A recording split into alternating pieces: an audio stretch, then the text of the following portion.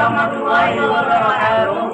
Perkenalkan, kami dari kelompok 2 mata kuliah Administrasi dan Manajemen Sekolah yang diampu oleh Bapak Kristianto Solhidede dengan tema pengadaan, pengangkatan, penetapan pendidik dan kependidikan. Kami akan memperkenalkan diri.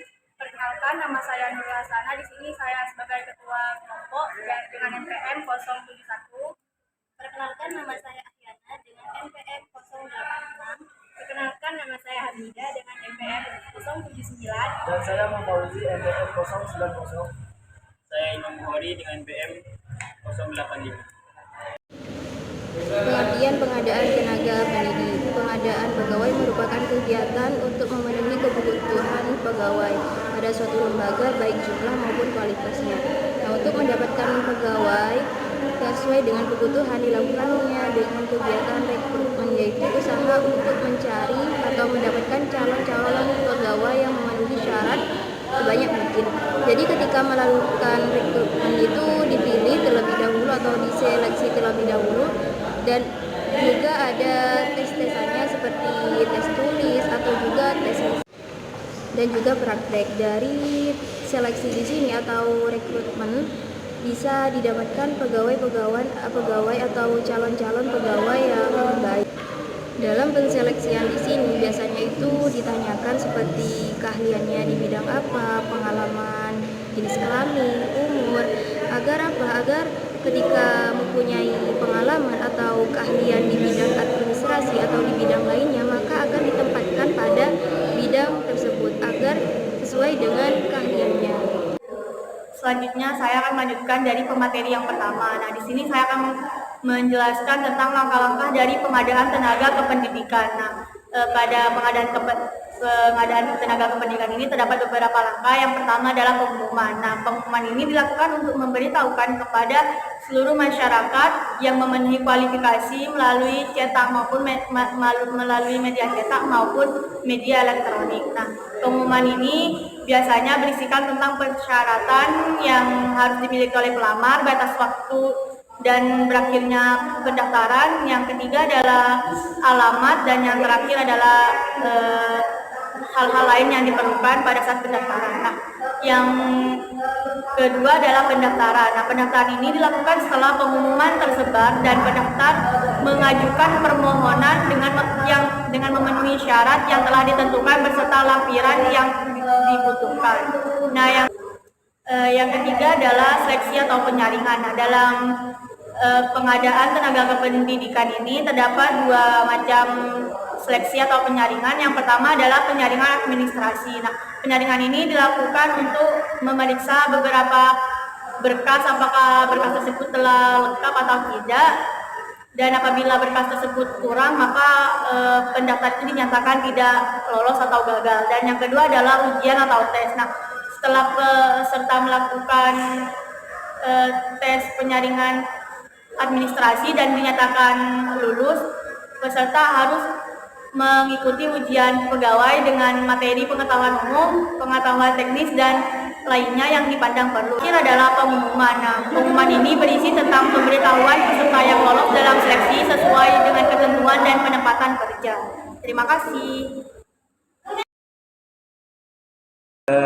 Kali ini saya akan menjelaskan materi ketiga tentang pengertian pengangkatan tenaga kependidik. Pengangkatan tenaga pendidikan sudah tertera dalam Undang-Undang Republik Indonesia pada tahun 1999, yang dimana dalam undang-undang tersebut berbunyi, pertama, pegawai negeri didefinisikan yaitu mereka yang telah memenuhi syarat yang ditentukan yang untuk diangkat dengan gaji menurut peraturan pemerintah yang berlaku dan dipekerjakan dalam suatu jabatan negeri.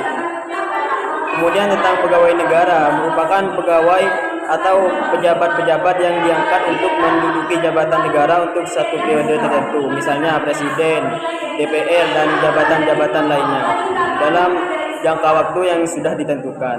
Dan hal tersebut sudah tertera jelas dalam undang-undang dan tidak bisa digabungkan, kecuali semisal nantinya undang-undang itu direvisi atau diamandemen. Baik, di sini saya akan menjelaskan tentang penempatan tenaga pendidik. Yang mana penempatan merupakan suatu proses penanganan tenaga kerja baru yang telah melaksanakan pendaftaran ulang untuk diberitahukan kepada pihak yang berwenang pada bagian mana pekerja tersebut ditempatkan. Jadi, tindakan pengaturan atas seseorang untuk menempati suatu posisi atau jabatan. Dan meskipun dari tindakan penempatan ini mengandung unsur uji coba yang menyebabkan adanya tindakan penempatan kembali. Namun pada dasarnya penempatan tenaga pendidik ini merupakan suatu tindakan yang menentukan keluar dan komposisi ketenagaan yang dilihat dari kepentingan atau keseimbangan struktur organisasi pendidik nasional. Namun dalam konteks penempatan ini adanya mutasi atau perpindahan pegawai dari satu daerah ke daerah yang lain atau dari satu bidang kerja ke bidang kerja yang lain. Hal ini dapat dilakukan dengan memperhatikan kebutuhan. Baik, saya akan melanjutkan pemateri yang sebelumnya, yaitu prinsip-prinsip dalam penempatan diri tenaga pendidik. Yaitu ada 6. Yang pertama, prinsip kemanusiaan. Yang kedua, treatment in the right place. Yang ketiga, equal pay for squad work. Yang keempat, kesatuan tujuan. Yang kelima, kesatuan komando. Yang keenam itu kesatuan arah. Prinsip keamanan manusia itu adalah menganggap tenaga pendidik mempunyai harga diri, mempunyai kemauan, mempunyai keinginan dan cita-cita, dan mampu harus dihargai sebagai layaknya sebagai manusia. Yang kedua, treatment in the right place, yaitu penempatan tenaga pendidik harus didasari pada kualifikasi akademik dan kompetensi. Maksudnya itu adalah penempatan tenaga pendidik itu harus didasarkan sesuai kualitas dan bidangnya, akademik dan juga potensinya harus pas gitu. Yang ketiga ada equal pay for equal work, yaitu pemberian balas jasa atas hasil presentasi kerja yang didapat oleh tenaga pendidik. Maksudnya adalah ketika tenaga pendidik selesaikan melakukan tugas, itu harus ada balas jasanya, harus ada balas budinya, harus ada rewardnya untuk menghargai seorang tenaga pendidik tersebut. Yang keempat yaitu ada kesatuan tujuan. Kesatuan tujuan yaitu tenaga pendidik memiliki fokus yang sama untuk mencapai tujuan pendidik secara efisien dan efektif.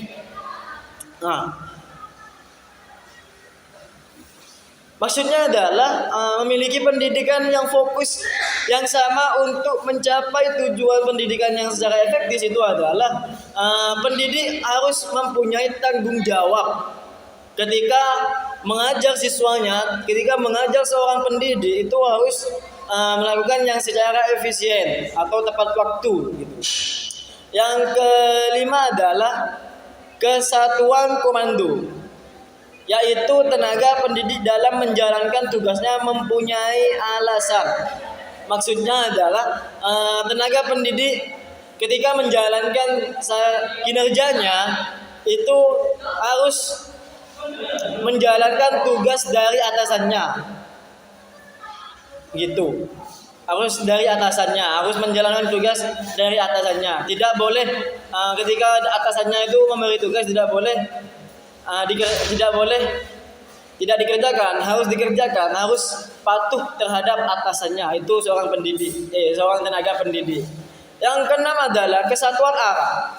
Kesatuan arah yaitu pendidik dapat melaksanakan tugas sehingga dibutuhkan kesatuan arah dalam melaksanakan tugas. Nah, maksudnya di sini adalah ketika seorang pendidik itu mengajar atau menjalankan tugas atau menjalankan kinerjanya itu harus satu tujuan, maksudnya satu arah, apa yang dibahas dan apa pembahasannya gitu. Apa yang didiskusikan dan apa materinya itu harus satu arah, harus satu tujuan. Mungkin hanya itu yang bisa saya sampaikan. Jika saya mempunyai salah kata atau salah perkataan yang kurang tepat, saya mohon maaf sebesar-besarnya. Sekian dari saya. Allahumma fiq maturik. Assalamualaikum warahmatullahi wabarakatuh. Sekian presentasi dari kelompok kami, kurang lebihnya mohon maaf. Wassalamualaikum warahmatullahi wabarakatuh.